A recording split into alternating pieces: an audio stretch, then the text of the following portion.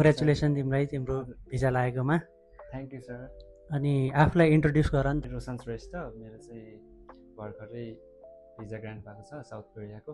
कुन युनिभर्सिटी र कुन भिजा प्रोग्राममा एप्रुभ भएको तिम्रो भिजा? हजुर सर, मेरो चाहिँ सेप्टेम्बर इन्टेकमा सेउल जाङसिङमा गरेको थिएँ, D2 भिसामा चाहिँ एप्रुभ भएको छ। तिमीले टिटी वर्ल्ड एजुकेसन कन्सल्टेन्सीको बारेमा कसरी थाहा पायौ? हजुर सर, मैले चाहिँ सोसियल मिडियाहरूमा पनि देखिरहेको थिएँ, प्लस मेरो चाहिँ मार्चिन्टिङमा मैले काउन्सिलिङ हजुरहरूसँग लिएको थिएँ। त्यो बेलामा चाहिँ अर्को साथीले पनि यहीँबाट गरेर ऊ चाहिँ मार्चिन्टिङमा गएको। त्यो हुँदाखेरि चाहिँ हजुरहरूको काउन्सिलिङदेखि लिएर मलाई अरू कुराहरूमा नि इम्प्रेस भयो। त्यस कारणले चाहिँ अहिले सेप्टेम्बर इन्टेकमा चाहिँ मैले यहाँ गरेछु। तिमीलाई हाम्रो सर्भिसेस र भिजा प्रोसेसिङ कस्तो लाग्यो? सर, मेरो सबै स्मुथली भयो। मलाई म्यामहरूले डकुमेन्टेसनदेखि लिएर हजुरहरूले अब भिजा प्रोसेसिङ, डकुमेन्टेसन लगायत अब हाम्रो एप्लिकेसनहरूमा चाहिँ के कस्तो गर्नुपर्छ त्यो सबै राम्रोसँग कन्भिन्स गराएर गर्नुभयो। त्यो हुँदा चाहिँ एकदम स्मुथली भयो भन्नुहोस्। त्यो डकुमेन्टेसनमा चाहिँ तिमीलाई केही डिफिकल्टिज आएको थियो र त्यसमा हामीले केही हेल्प गऱ्यौँ? डकुमेन्टेसनमा चाहिँ सर अब अहिले नयाँ सिस्टममा थोरै डिफिकल्टी त भएको हो। अब त्यस्तो डिफिकल्ट अरू त मैले खासै पाइनँ सर अहिले। भिजा प्रोसेसिङमा टिटी वर्ल्डको बेस्ट पार्ट चाहिँ तिमीलाई के लाग्यो? बेस्ट पार्ट भन्नुपर्दा चाहिँ सर मेरो एप्लिकेसनमै थियो भन्नुपर्यो। मेरो अफर इन्भोइसहरू चाहिँ एकदमै सर्टेन टाइममा नै आएको थियो।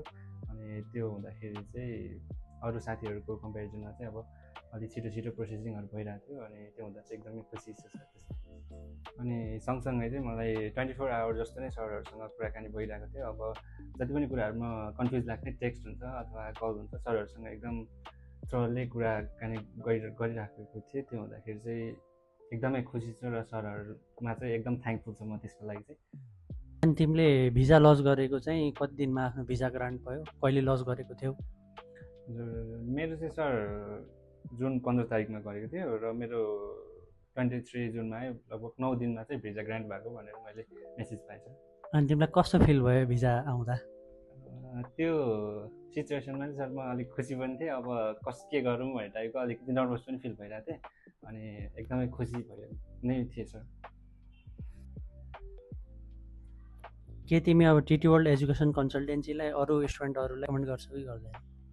हजुर, डेफिनेटली पनि सर। म आफ्नो सबै प्रोसेसिङहरू यति स्मुथली भएको हुँदाखेरि चाहिँ म पक्कै पनि मेरो जुनियर र अरू बाँकी रहेको साथीहरूलाई पनि पक्कै पनि रिकमेन्ड गर्दछु। किन भन्नुपर्दा मलाई जति पनि यहाँ म्याम हजुरहरूको काउन्सिलिङदेखि लिएर सबै कुराहरूमा चाहिँ एकदमै सहज भयो। अनि त्यो हुँदाखेरि चाहिँ मैले सोचेको भन्दा चाहिँ अलिक सजिलै भएको हो जस्तो फिल भयो। हजुरहरूको जति पनि हेल्पहरू पाएँ त्यो हुँदाखेरि चाहिँ म अरू साथीहरूलाई पक्कै पनि रिकमेन्ड गर्नेछु सर। लास्टमा अब अप्लाई गर्ने न्यू स्टुडेन्टहरूको लागि तिमी केही भन्न चाहन्छौ? सर, पक्कै पनि म चाहिँ के भन्छु भन्नुपर्दा मैले पनि मार्चमै एप्लाई गर्न खोजिरहेको थिएँ। मेरो चाहिँ त्यही डकुमेन्टेसनहरूमा चाहिँ राम्रो प्रपर सपोर्ट भनौँ अथवा आफ्नै विकनेसले भनौँ, त्यसमा चाहिँ मेरो हुन सकेको थिएन।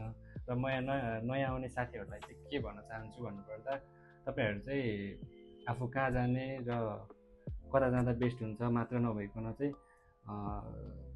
कहाँनिर चाहिँ कन्सल्टेन्सीहरूले चाहिँ कसरी चाहिँ सपोर्ट गर्छ, त्यस कता गर्दा चाहिँ बेटर हुन्छ र त्योहरू चाहिँ एउटा मात्र नभइकन धेरै कन्सल्टेन्सीहरूसँग बुझ्नुहोस् र तपाईँहरूलाई जहाँनिर चाहिँ आफू कन्भिन्स हुन्छ त्यही अनुसार गर्नुहोस्। अब जस्तो कि तपाईँहरू डकुमेन्टेसनदेखि लिएर अब तपाईँहरूलाई फाइनेन्सियल्ली त्यसै गरी भिजाहरूमा सम्पूर्णमा चाहिँ एकदम स्मुथली सपोर्ट चाहिन्छ। त्यो हुँदाखेरि चाहिँ तपाईँहरूले सबै बुझेर गाइडेन्स लिएर जता बेस्ट लाग्छ त्यहीँ गर्नुहोस्। र भन्नुहुन्छ भने मेरो एक्सपिरियन्समा चाहिँ टिटी वर्ल्डको जति पनि शिव सर, अशोक सर र यहाँ म्याम ज्योति म्याम, अञ्जना म्याम, उहाँहरू सबैको एकदमै सपोर्ट रह्यो। त्यसमा चाहिँ म उहाँहरूलाई धेरै धेरै धन्यवाद दिन्छु।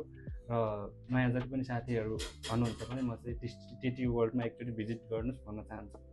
ल लास्टमा फेरि पनि कङ्ग्रेचुलेसन तिमीलाई। हुन्छ, थ्याङ्क यू सर।